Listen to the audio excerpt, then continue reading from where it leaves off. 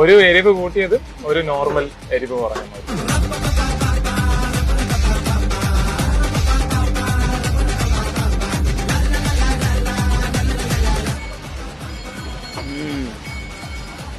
നല്ല എരിവുണ്ട് കേട്ടാ. കസ്റ്റമൈസ്ഡ് മോര് ഇല്ലേ? എരിവ് കുറച്ച് വേണമെങ്കിൽ എരിവ് കുറച്ച്, എരിവ് എന്താണ് വേണ്ടെങ്കിൽ എരിവ് വേണ്ട.